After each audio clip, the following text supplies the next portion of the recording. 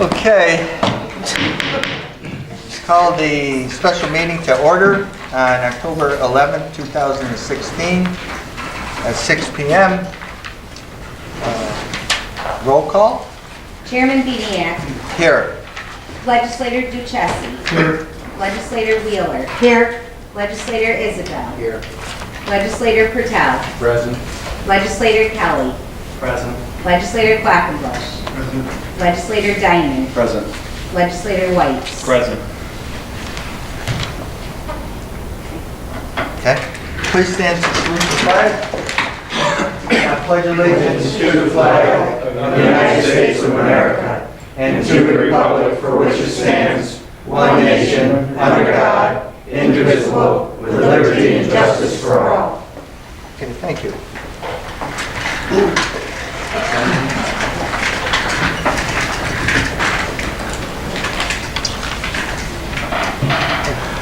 Okay, on to the resolutions. I do have a resolution here from Legislator Isabel, so I would like to make a motion to suspend the rules. Do I have a second? The resolution states to accept the adopting the 2017 operating budget for appropriation to conduct Montgomery County government for the fiscal year beginning on January 1st, 2017. No? You need a second, Serge? I need a second, correct? For a motion to amend, yeah. Yeah. Bob? Any discussion? I'll take a, I just want to say that when I got the email over the weekend, I was upset with the amount of okay. tax we were over, and I feel that we should, either way, whatever way you guys decide to do it, it's fine, get it under the tax cap, and proceed from there. I'm just putting this resolution up to go back to the way it was when it was presented to us. If you don't want to do it that way, and you have other ways to do it, that's perfectly fine. Sure. Just a question. If this were to be added to the agenda or adopted this evening, likewise, if we were to fail to adopt a budget this evening and the executive's budget were to take effect in its form presented to us, there was the one correcting resolution from DSS that I believe was a net increase of $2,500, as well as the email we received about omitted taxes, in which case his budget would be over the tax cap. So I guess my question is if that were the case, if we were to adopt his budget as is, or his budget was to take effect as is, it would be over the cap, which would require an override resolution from us. And I just, can that resolution to override take place afterwards? What's the timeline and how would that occur? Barbara? I had very similar, if not those same questions. And I was going to ask the attorney, I didn't get a chance to get hold of her earlier.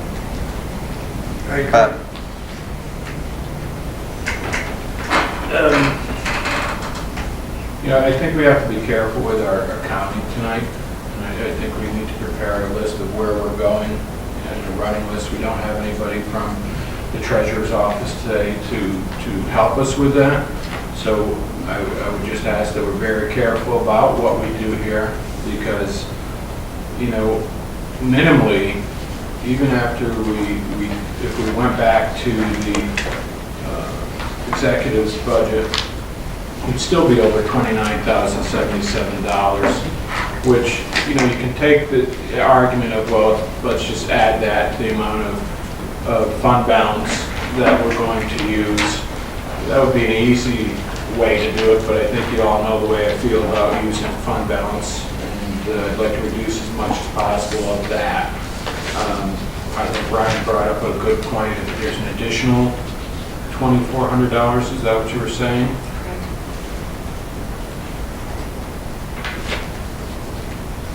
could provide that.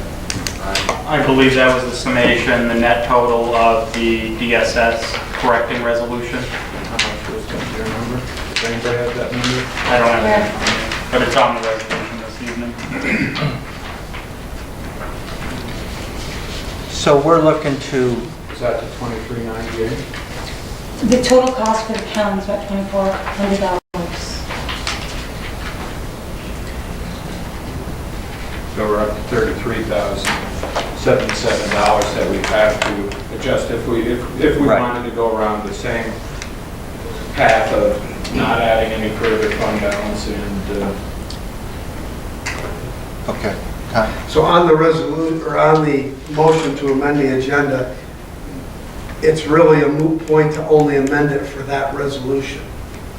Okay, Because if you're amending the agenda just for that resolution, it doesn't get anybody where they need to be, whether you're, whatever side you're on this. If you're trying to get below the cap. So you would have to put up an amendment for the cuts. which you wouldn't be able to do, Right.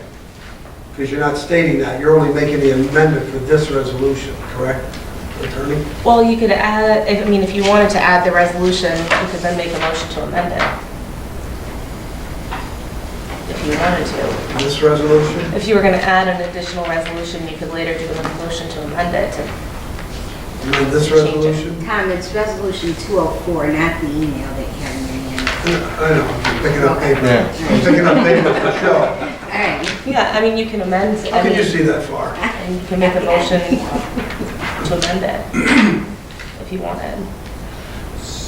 so that's just a matter of semantics, how we go about it. I think the meat and potatoes here is if we agree, we need to come up with cuts that are going to reflect what we're talking about. We can figure out the semantics of the resolution, amending it, amending the amendment. But before we do that, I mean, it could get really convoluted if we don't know what we're going to do.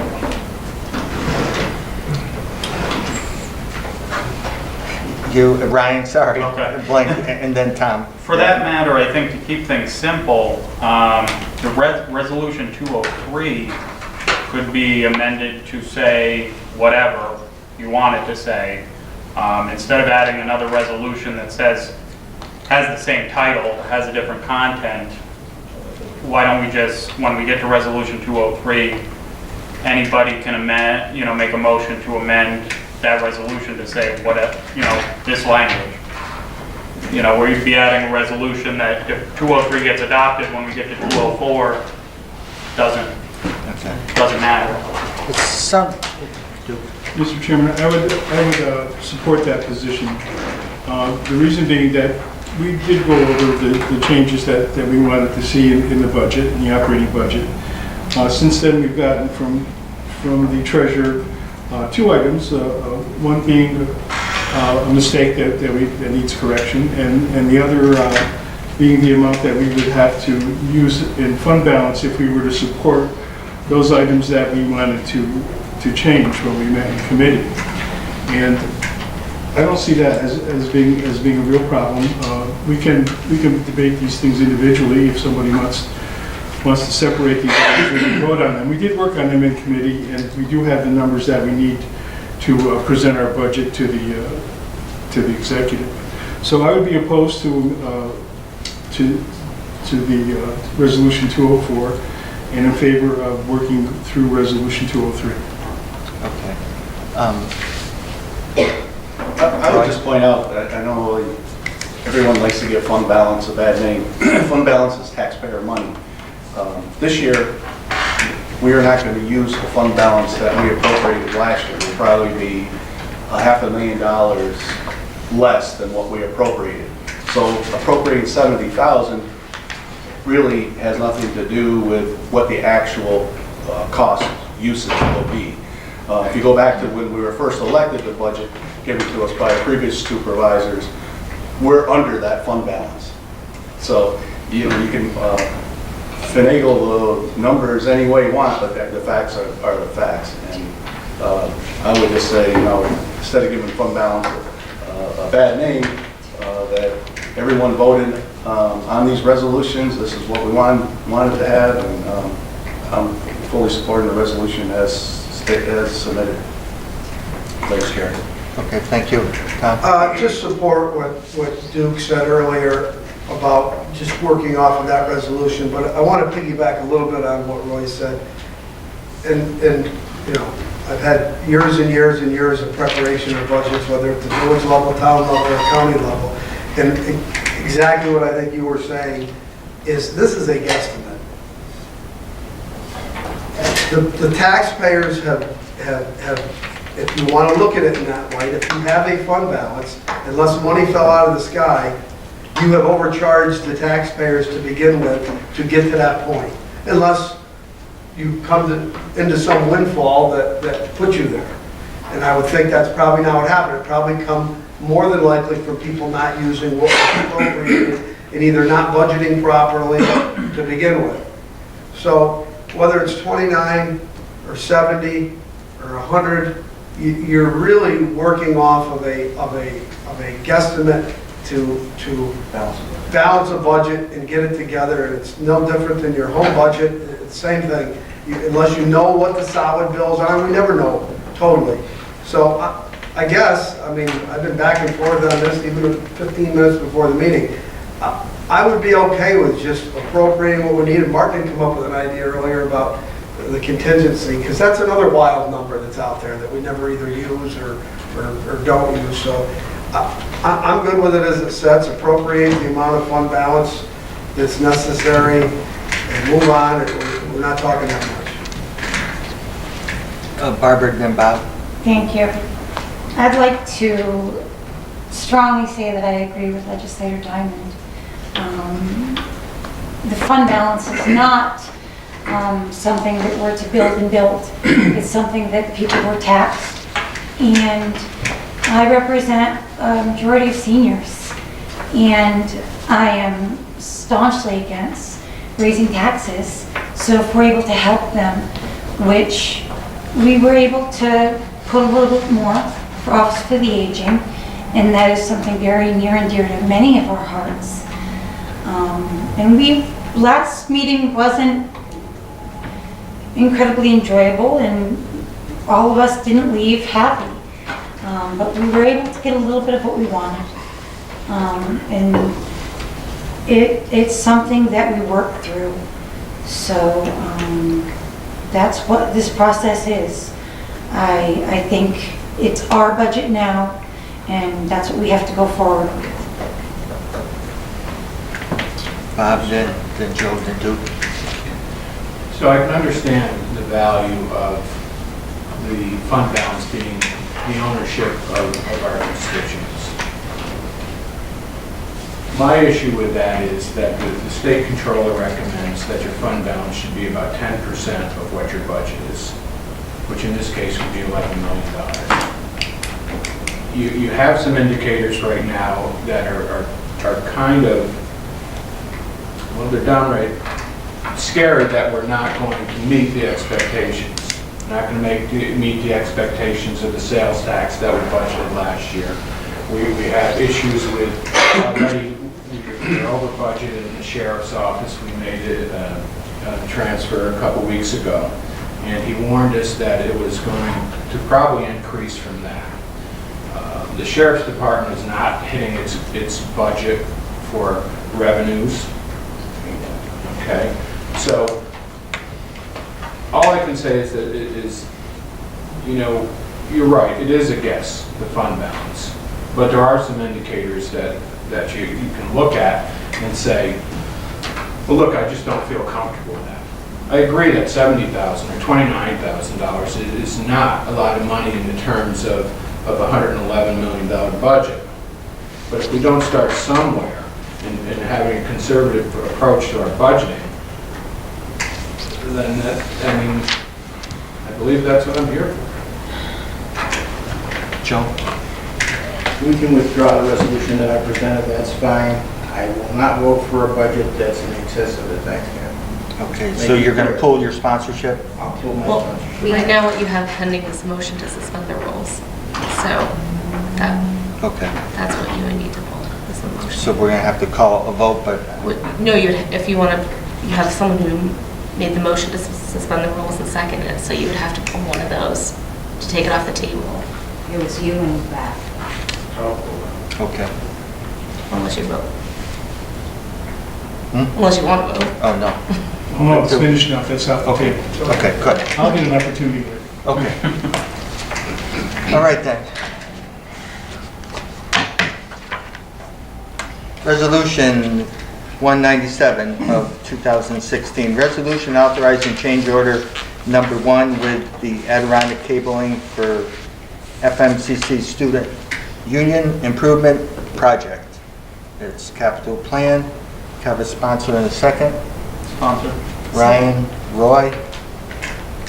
Move it to the floor for discussion. Hearing none, I'll call the vote. All in favor? Aye. Against? Abstain. Pass. Resolution 198 of 2016. Resolution authorizing change order to number 1 to the contract with LaCourte Companies Incorporated. I'm just not sure if I'm saying that right, but for the FMCC Student Union Addition renovation project. Have a sponsor in a second. Barbara, Joe. Move it to the floor for discussion. Hearing none, I'll call the vote. All in favor? Aye. Against? Abstain. Pass. Resolution 199 of 2016. Resolution authorizing the campus critical maintenance project. Campus labs and classroom. Have a sponsor in a second. Barbara, Ryan. Move it to the floor for discussion. Yes, Mr. Chair. Ryan. If I may just explain, the following 4 resolutions pertain to capital projects at FMCC for the upcoming year. These are included in the recommended county capital plan that was submitted to us. Very briefly, the first 2 resolutions are for campus labs and classroom upgrades, as well as technology upgrades. Those are proposed to be financed between New York State matching funds as well as local share. That local share is reflected in that capital budget that was presented to us.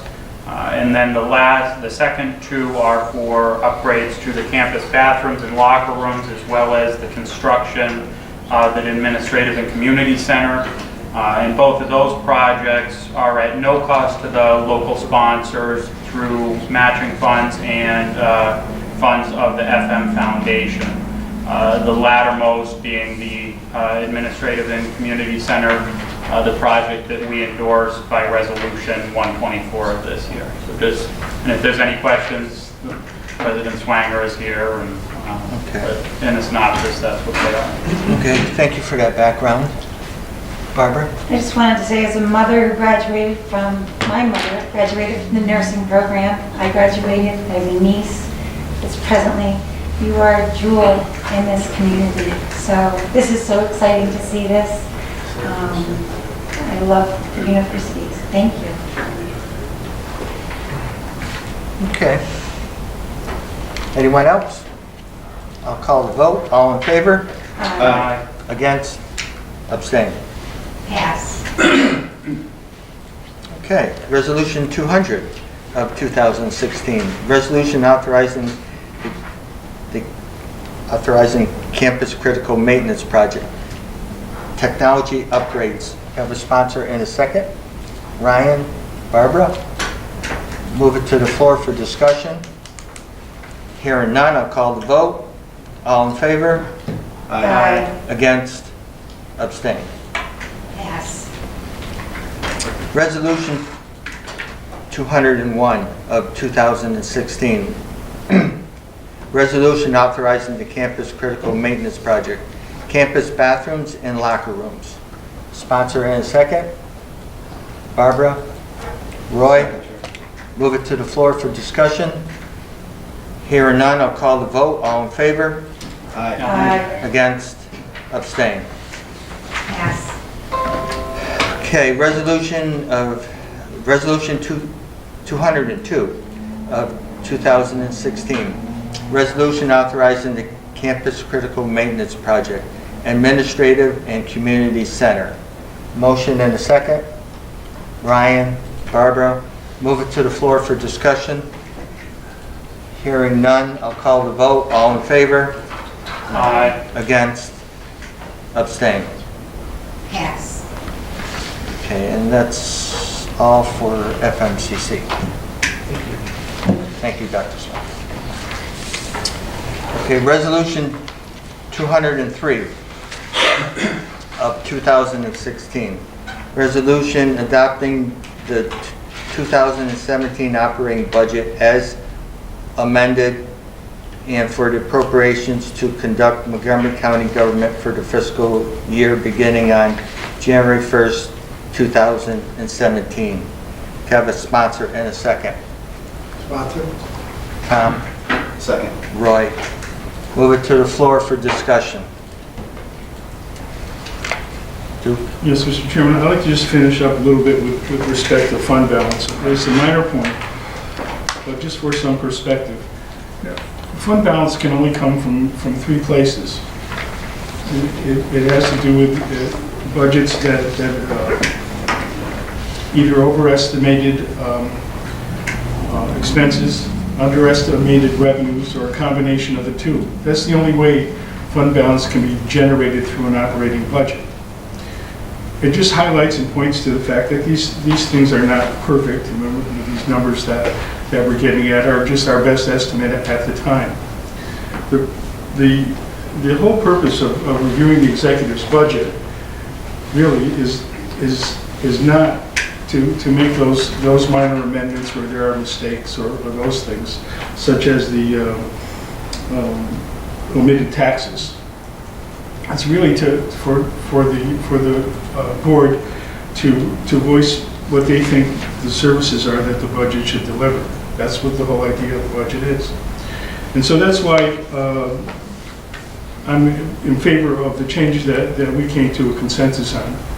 Even though I did not support every one of them, I would vote for them in their entirety. I would also add that if we were to reject this resolution in toto, then the budget would be out of balance to begin with. It would exceed the tax cap if we went back to the executive's budget simply because of that $29,000 figure. And yet, with a budget that's well over $100 million, I have a sense that things would work out and that money would be accounted for. And so that's the whole nature of this budget. I don't think it's necessary for us to go too far beyond what the purpose of the resolution is. Thank you. Thank you. Tom, then Martin. One of the things I know Bob had mentioned earlier about what the controller's office says is the okay number for the fund balance. I don't think they put that number out there to say, okay, go charge the taxpayer and get it up to that. What they're saying is that's the limit. That's the limit that what you should carry of taxpayer dollars. That's the limit you should ever have. And I think it's 8 to 15%. But I'm just, whatever the number is, we can make one up. But I think the reasoning there isn't so that we're saying we need to get it to that and keep it there. It's to say that's the most you should ever hold on to someone's, especially if you're not using it or not budgeting properly. That's my own opinion. Okay, Martin, did you have something? Yeah. MCO, can we actually spell it out? Oh, it is, and like it is. I updated it.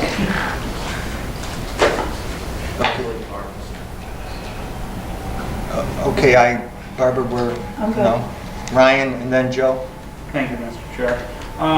Just a couple notes, and then I wanted to follow up with something I had stated earlier.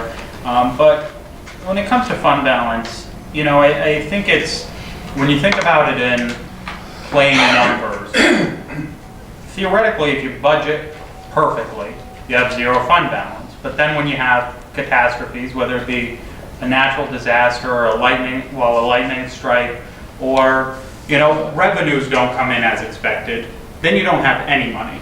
And you gotta go out and take that money. So I think as a municipality, as anybody, business, private person, you want a little bit of fund balance for those catastrophes, because even if you budget perfectly, there's always gonna be those issues.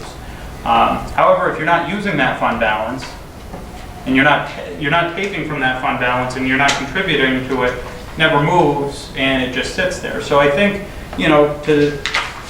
should we be using that fund balance? Yes, it is taxpayer dollars that has been raised from over budgeting, minute amounts every year on every line, but it builds up. And to that point, over the last 3 years that we've been here, we've used approximately $12 million in fund balance in total.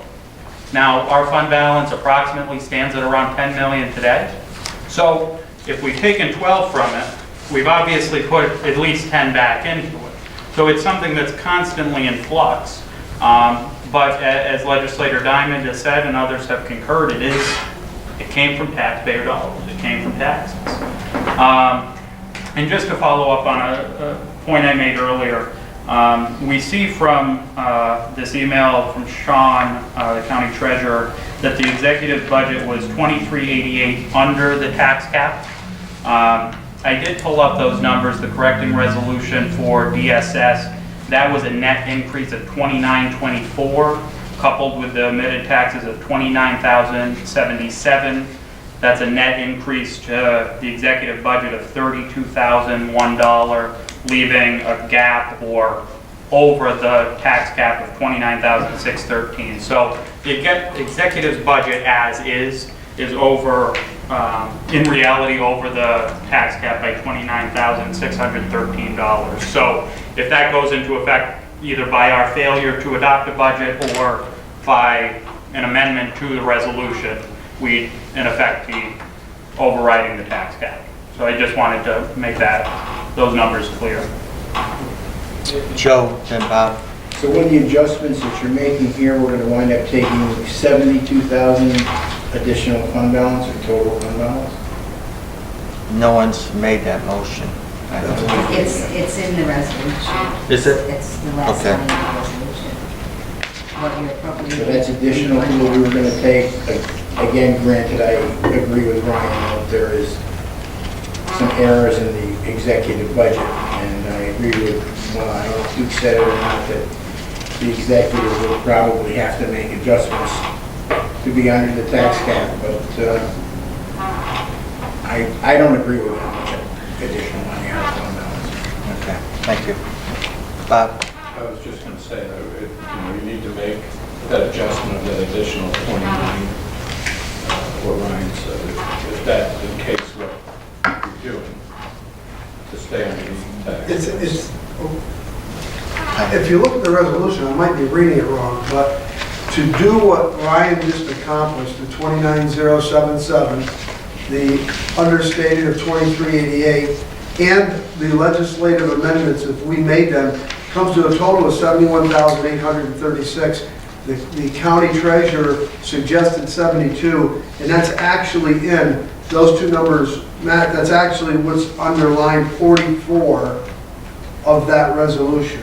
So there would be no resolution amendment needed other than this resolution itself. It's in, correct, County Attorney? Yeah, Yes. that's correct. So that there would be no resolution. I would have to, or anybody that's in support of the 72,000 would not have to make that resolution because it's in the resolution as presented tonight. Okay, Duke and Bob.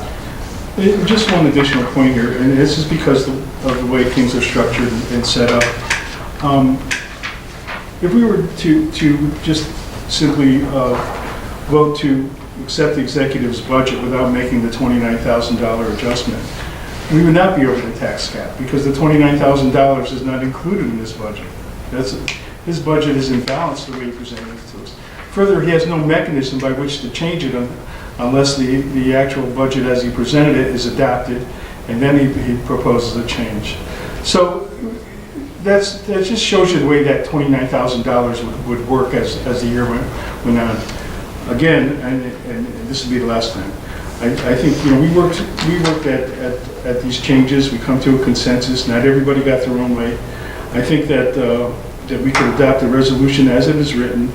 It would keep the budget under the tax cap and would provide the services that we all agreed we should provide through this amendment.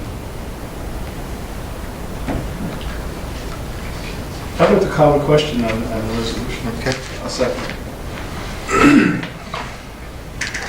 Roll call? Is this on calling the question or on the? Yes. Roy seconded. Tom. Yes. Legislator Duchessis. Aye. Legislator Wheeler. Yes. Legislator Isabel. Yes. Legislator Patel. Yes. Legislator Kelly. Yes. Legislator Quackenbush. Yes. Legislator Diamond. Aye. Legislator Whites. Aye. Chairman Beniak. Yes. Pass. Okay. Roll call? Excuse me for voting on this budget at this point. Yeah. Resolution. Resolution 203. Legislator Quackenbush. This is on this, yes. Legislator Diamond. Aye. Legislator Whites. Aye. Chairman Beniak. No. Legislator Duchessis. Aye. Legislator Wheeler. Pass. Legislator Isabel. No. Legislator Patel. No. Legislator Kelly. No. Legislator Wheeler. I haven't explained my vote, because I'm the deciding vote. I have never voted for a budget before, and I'm gonna vote for this one. And I'm gonna do it because it's supporting the emergency management, which means so much to me. The department head is such an asset to this community. I support other aspects that I'm so grateful that my fellow coworkers supported. And it is very difficult for me to make this decision, but I am the voice of the people that elected me. And I am so proud to make this decision right now. And I am honored to do so. So I vote yes. Pass. Okay, motion to adjourn. Yep. Barbara? Bob? All in favor? Aye. All right.